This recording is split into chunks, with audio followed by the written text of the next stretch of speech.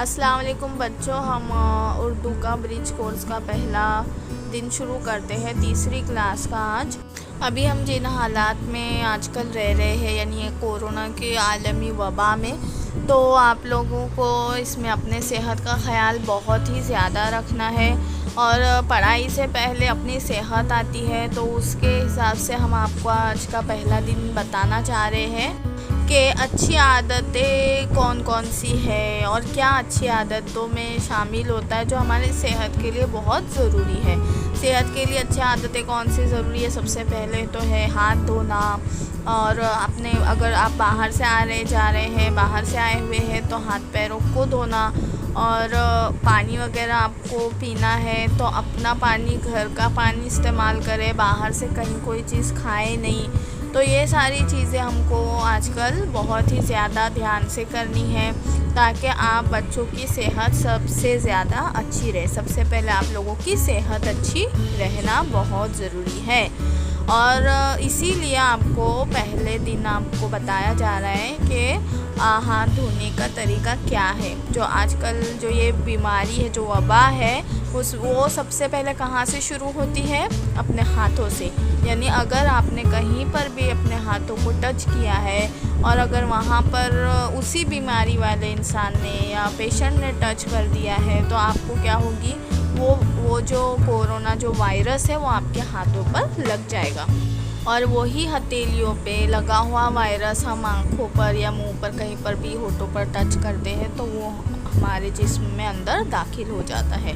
तो इसीलिए बहुत ही ज़रूरी है कि अपने हाथों को साफ़ सुथरा धोए, जैसे कि तस्वीर में दिखाया जा रहा है।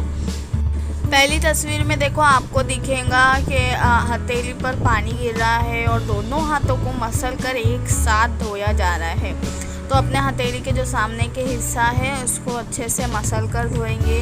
और हम उंगलियों के नीचे के जो हथेली का हिस्सा है, पाम, वो उसको भी देखो उंगलियों की मदद से एकदम अच्छे से धोएंगे, रगड़ कर। और उसके बाद हम उंगलियों में उंगलियां डालकर धोएंगे और फिर दोनों हाथों की उंगलियों को एक दूसरे में जुड़ाकर, जैसे कि चौथे नंबर की तस्वीर में बताया जा रहा है, वैसे धोना है। रगड़ रगड़ कर धोना है, साबुन लगाना है हमें, और बिना सोप के बिल्कुल भी नहीं धोएंगे हाथ, क्योंकि अभी जो है वो हमें साबुन लगाना, सोप लगाना बहुत ज़रूरी है।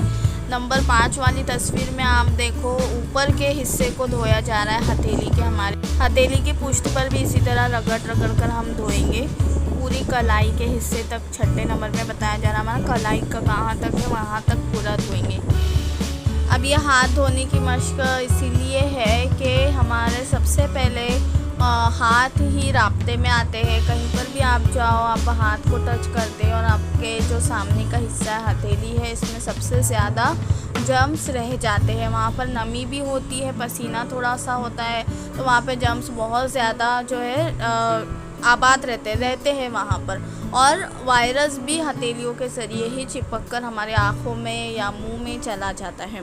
तो इसीलिए हाथ का हमारे धोना बहुत ज़रूरी है। आप जिस माहौल में रहते हैं वहाँ पर भी आप ज़्यादातर बाहर घूम रहे हो, खेल रहे हो, तो इसीलिए अगर किसी रिश्तेदार के घर जा रहे हो, कहीं पर भी आ रहे जा रहे हो, कोई रिश्तेदार आपके घर आ रहा है, तो उसको सबसे पहले आप हाथ धोने की ताकीद दें। सबसे पहले दूसरों को भी हाथ धोने का कहे, खुद भी आप हाथ धोए और रिश्तेदारों को भी ताकीद करें। और जो बाहर से आए उसको बोले हाथ पहले धो ले करके।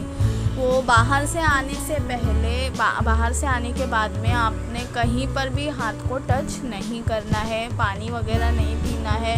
सबसे पहले आपने अपना हाथ धोना है।